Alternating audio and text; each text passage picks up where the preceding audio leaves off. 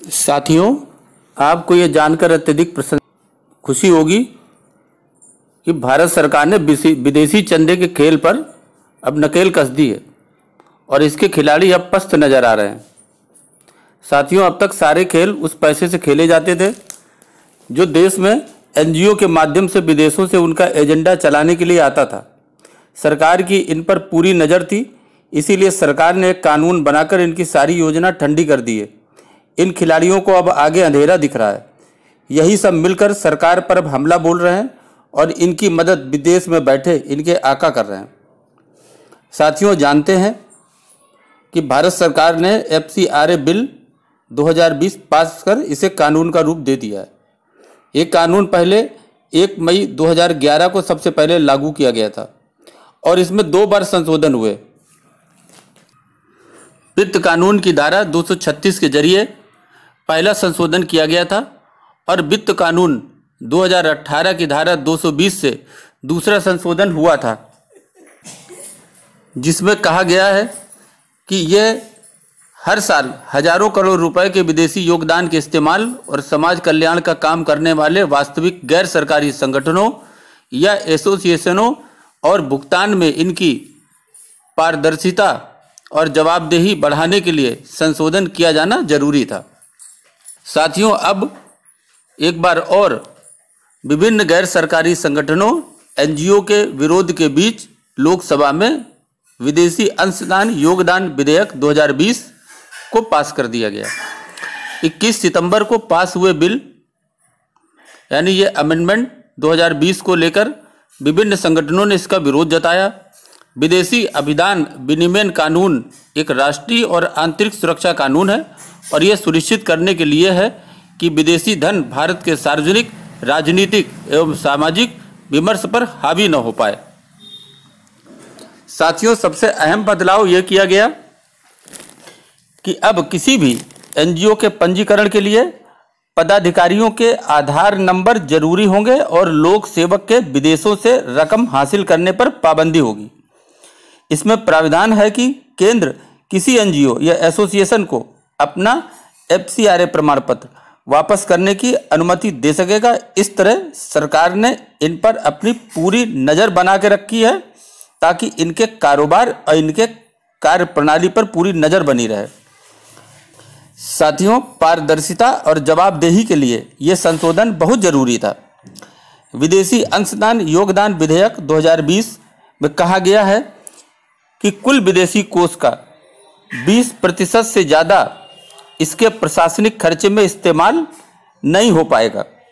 वर्तमान में यह सीमा 50% थी। अब तक इसी 50% का रकम पर बड़ा खेल होता था।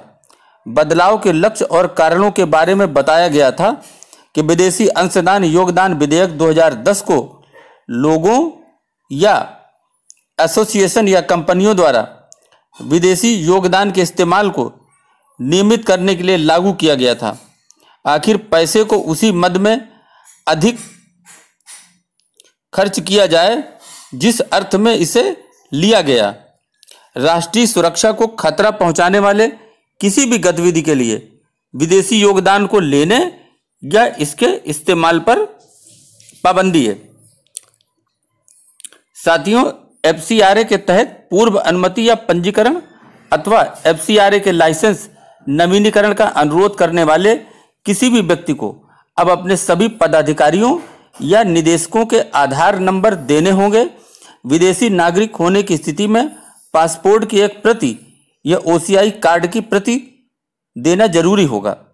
इससे होगा क्या, इस पर्दे के पीछे खेलने वाले सारे लोग अब सामने आ जाएंगे।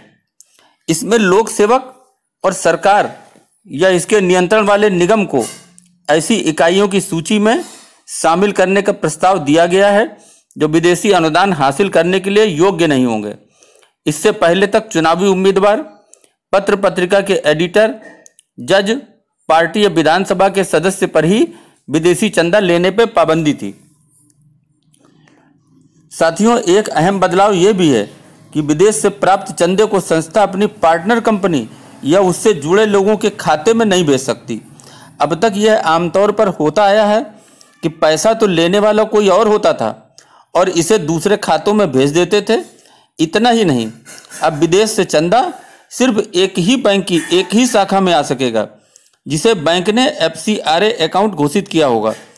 उस खाते में विदेशी चंदे के अलावा कोई दूसरा पैसा जमा भी नहीं होगा। इससे विदेशी पैसे के खर्च पर सरकार की पूरी तरह नजर रहेगी।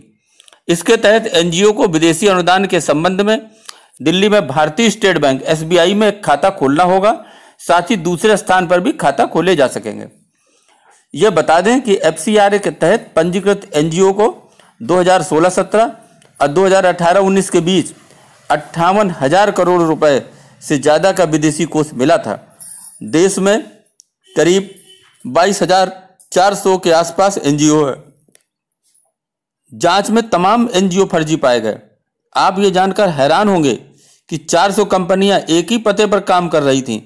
मोदी सरकार के सत्ता में आने के बाद से 13,000 से अधिक NGO के लाइसेंस गृह मंत्रालय द्वारा रद्द किए गए। सिर्फ 2017 में ही करीब 4,800 के आसपास NGO के लाइसेंस रद्द हुए थे। रिपोर्ट में कहा गया है कि विदेशी चंदे में करीब 40% कमी आई है। विदेशी चंदे को अधिनियमित करने वाले कानून FCRA अधिनियम के उल्लंघन को लेकर सरकार की ओर से NGO इकाइयों के विरुद्ध कार्रवाई के बीच विदेशी चंदे में ये गिरावट देखी गई है। गृह मंत्रालय की एक रिपोर्ट के मुताबिक 2011-12 में देश के लगभग 22,702 NGO को विदेशी फंड के रूप में लगभग 11,546 करोड़ मिले।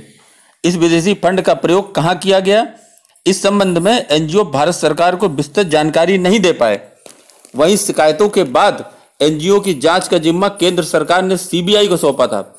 CBI और IB की संयुक्त रिपोर्ट से इस बात का खुलासा किया गया था कि दिल्ली सहित देश के 6 केंद्र शासित राज्यों में लगभग 5,684 NGO काम कर रहे हैं, जिनमें केवल 50 NGO के द्वारा ही अपने आय व्यय का ब्यौरा सरकार को दिया गया था, जबकि शेष NGO अपने आय व्यय का ब्यौरा देने में असमर्थ रहे हैं।